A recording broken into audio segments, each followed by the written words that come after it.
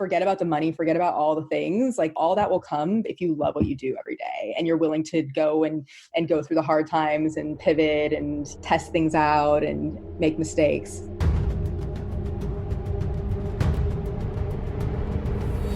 You got to pick yourself up, go backwards, and slam yourself at the wall like 500 more times until the wall crumbles. 25% of middle school girls already believe they'll never achieve their dream career. Hi, I'm Kara Goldin, founder and CEO of Hint, and you're listening to Unstoppable, a podcast spotlighting the journeys of inspiring entrepreneurs. I believe that at its core, leadership is about constantly learning from the people around you, and I'm so inspired by the conversations we're having in our upcoming episodes and can't wait to share them with you.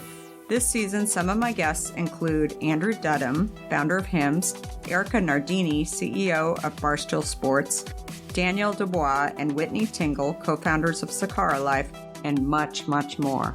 Plus, we ask the million-dollar question: what does it really take to be unstoppable? Let's find out. Hi, everybody. It's Kara from Unstoppable, and I'm so excited. I'm here with Meghan Asha. Yay! So very, very excited. We actually did her event a couple of weeks ago. I don't know. We're in the whole midst of this whole COVID-19 stuff. So all days just blur together. As somebody read somewhere that people said instead of calling it like Wednesday or Monday, just call it this day. And just everything is this day, and it's true. One long day. It's just one long day. Long day. I know, it just keeps going. So anyway, welcome, and very excited to have you. So for those of you who don't know Meghan is the founder of FounderMade. And FounderMade, for those of you who don't know, is a platform. I smile because I remember when you started this and how big this has gotten. I was one of your first events. It's amazing. So it's a conference series, and Meghan is so great. I mean, even though I wouldn't say that you necessarily call yourself a mentor in that sense, I feel like when people go to this, I mean, so many people that I meet along the way are like, oh, Meghan Asha, it's amazing. I got to do her event and it's so cool. And she's introduced me to so many people. So I consider you, and I think so many people consider you, this fabulous mentor who's really helping companies rise up and recognize their potential. And I just think that that's super, super awesome. Before that, you've been an investor. You've been in finance. You've done finance, business school, used to be in tech, the whole thing. Tons and tons of different stuff, which is so, so cool to have somebody like you that is really running this. So anyway, so welcome. And so tell me a little bit about what started this. I feel like there was a dinner series initially. Yep. This actually wasn't supposed to be a business. It actually started as a dinner series. I asked myself, when you're 90, so I was working in finance after business school, and I knew I wanted to be an entrepreneur, but I didn't know what it was. So I was sitting on the other side of the table at a VC firm, and it was really I sat there and I said, I'm not ready to be on the judge on Shark Tank. I still have a company to operate. I still want to be operating a company, but I was really, really frustrated. And so I said, listen, I know, I'm just going to do a dinner series and I'm going to call it FounderMade. And so it was just supposed to be basically founder therapy. I would have, an entrepreneur Daniel Lubetzky from Kind Bar come and do a dinner and speak at a dinner and tell a story. And then it just kept getting bigger and bigger, these dinners. And from there, we went from a dinner series to, what you did, which is one of our first events, which was Future of Wellness, where we did Shark Tank for, wellness companies with Well and Good. We were expecting 100 people, 400 people showed up. It was a whole new experience being in events. And from that, we went from investor conferences to basically very curated trade shows.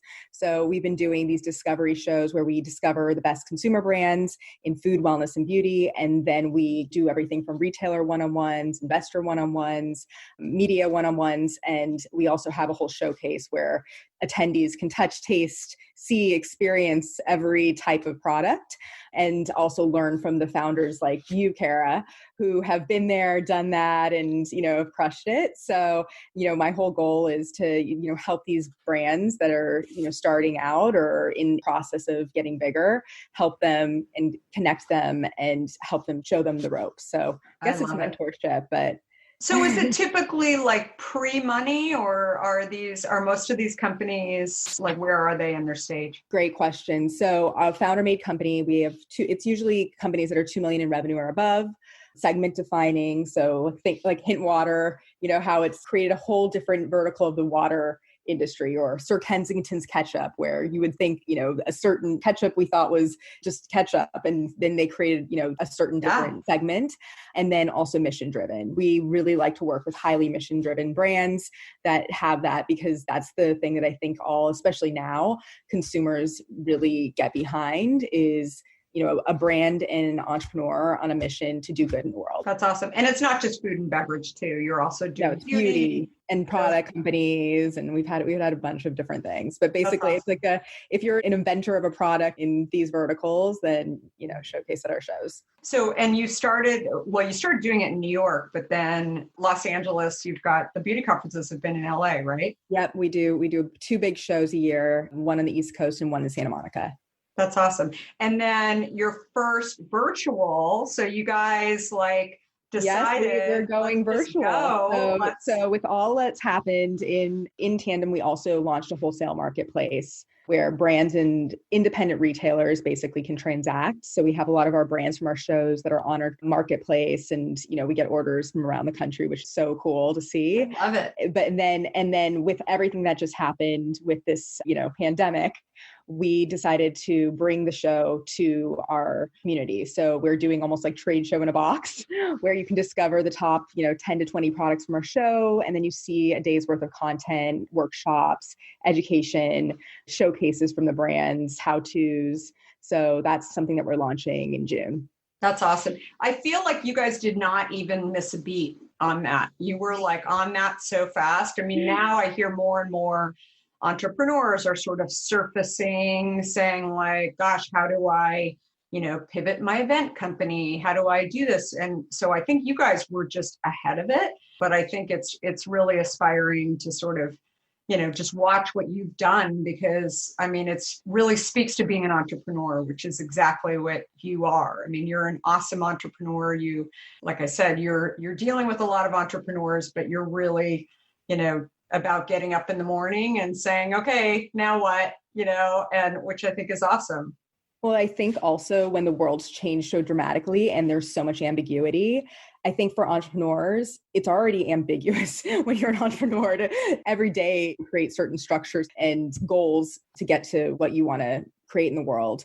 But with this, where, we were an events business primarily, and we don't know when really the next time we're going to be able to do a show is. I mean, it could be 6 months, it could be 18 months, it could be 24 months. So really in the past month, I've basically said, listen, if the world doesn't change in the next 18 to 24 months, what does the business look like? And let's actually just go to the drawing board and look at what the need is that we're solving, which is distribution, brand awareness, getting those consumers to understand and learn about the product, getting in front of media for these brands. And how do we build that to spec so that if we are all still sitting at home, we still, are doing the same thing and offering, a different mode of a delivery.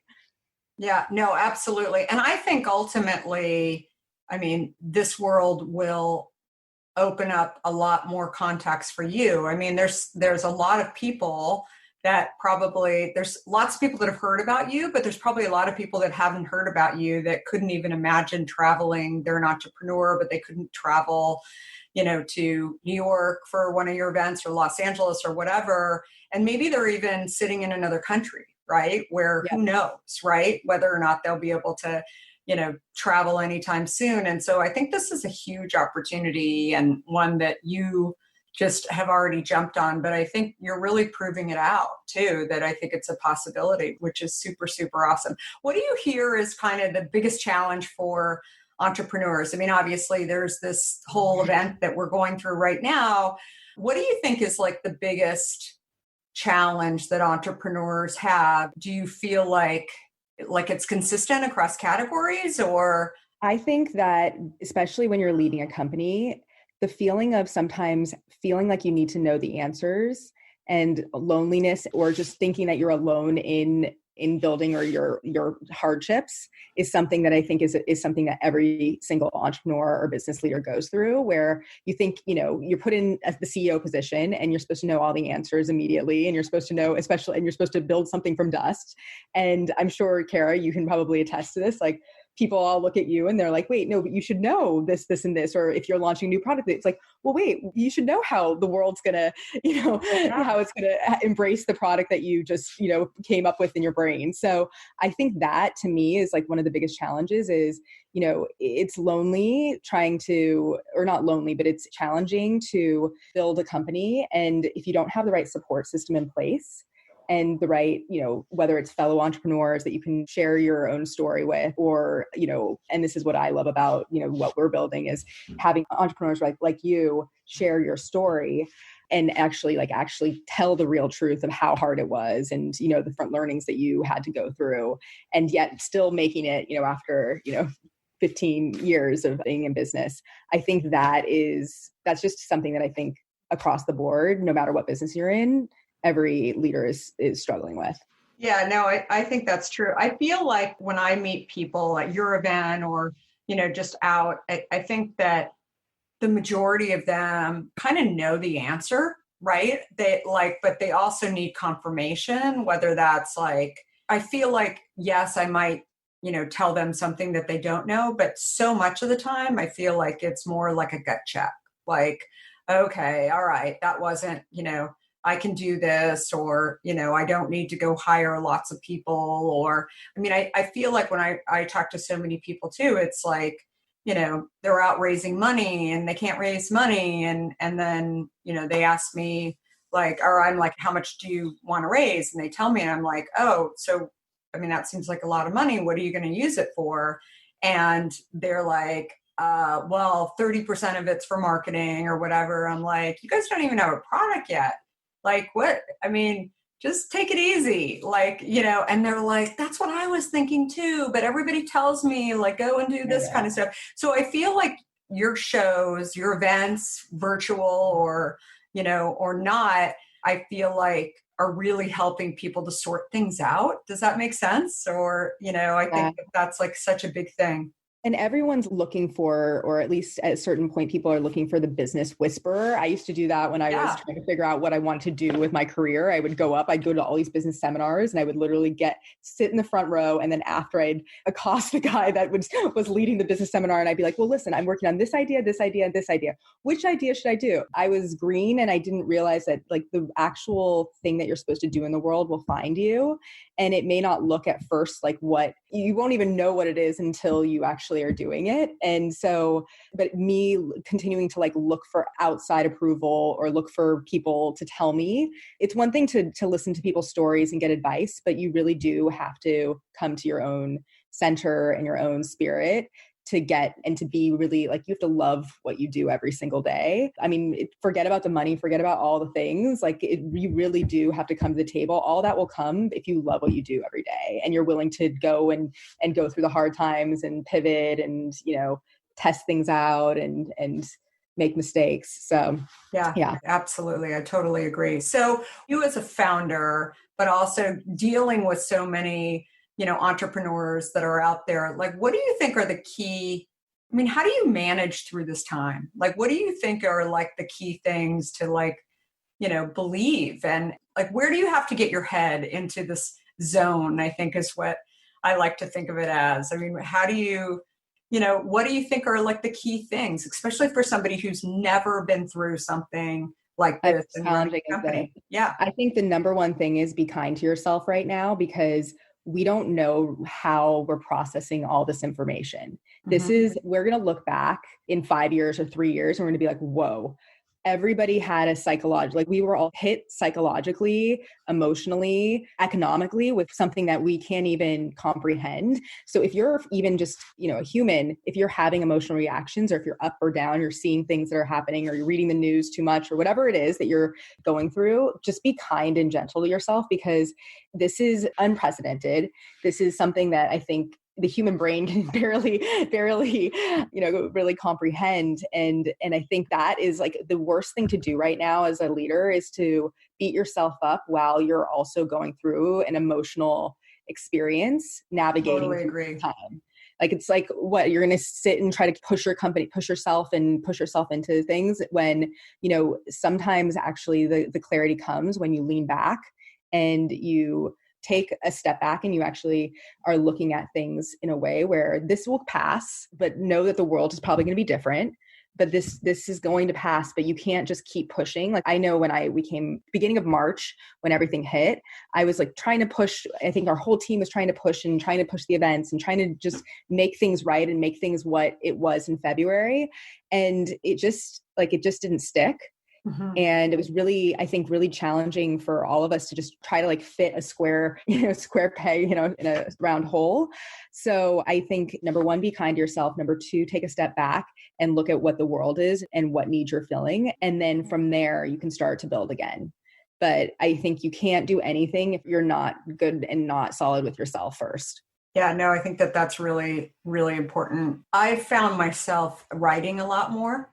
And just sort of talking about, 5-minute feelings. I found myself like initially starting to do that and then really lean towards what I've accomplished. Right. And I think that, it'll be an interesting sort of diary in the end when, we're able to like look back on this time and say like, wow, that was really challenging, but we were able to get a lot done. And, I feel like, this is 2 months of time, essentially, that I think everyone, needs to understand that it's not just you going through this. It's like lots of other people going through this as well. And I think it's such an important piece that people are just trying to figure out just so much of this. Yeah, it's super, super huge. And I also feel like you do this as well. I mean, you surround yourself with people that are, not necessarily in your company, but are also like going through it, and maybe they're different industries. But I think like that's such a key thing is being able to have like a buddy system and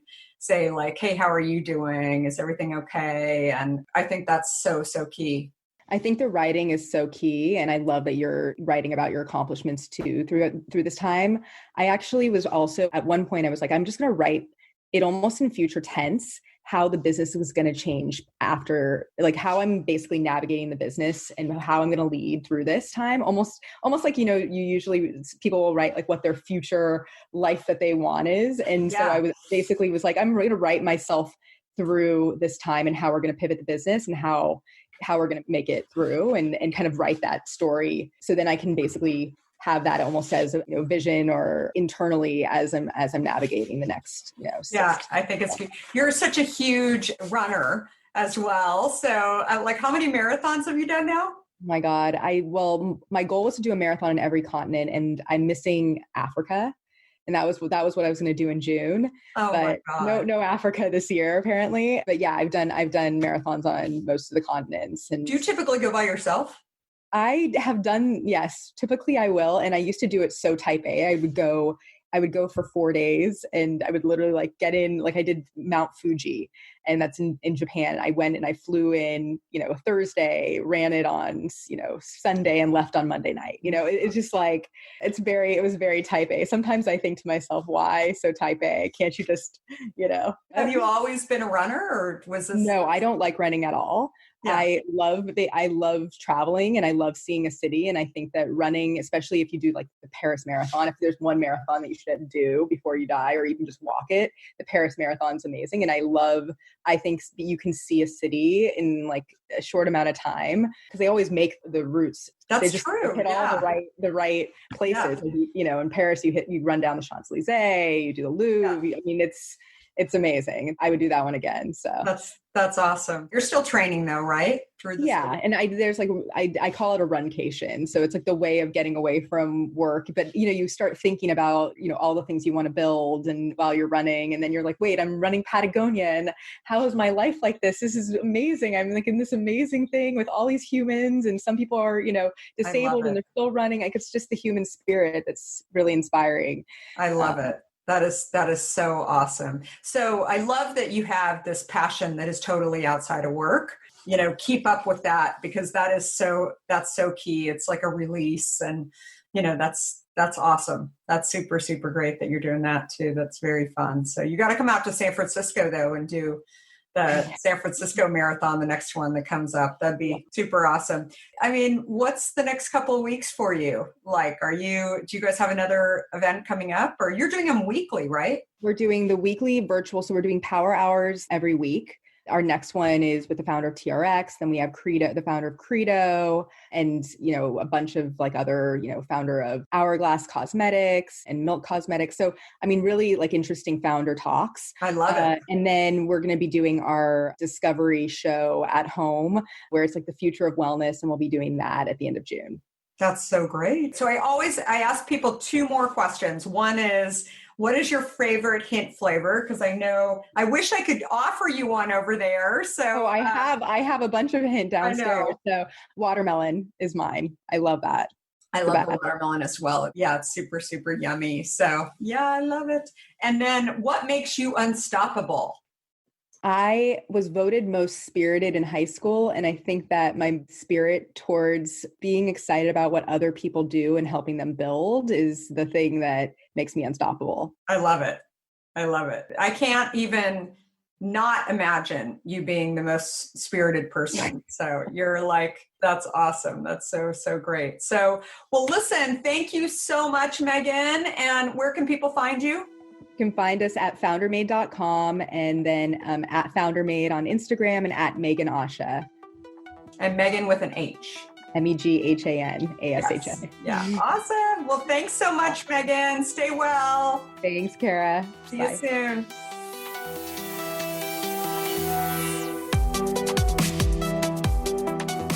If you like what you heard, please help spread the word and leave us a review. You can also follow along with me on Facebook, Instagram, Twitter, and LinkedIn at Kara Goldin. Do you have a question for me or want to nominate an innovator to spotlight? Please talk to me at Kara Goldin on Twitter. Thanks so much for listening. Until next time, be unstoppable.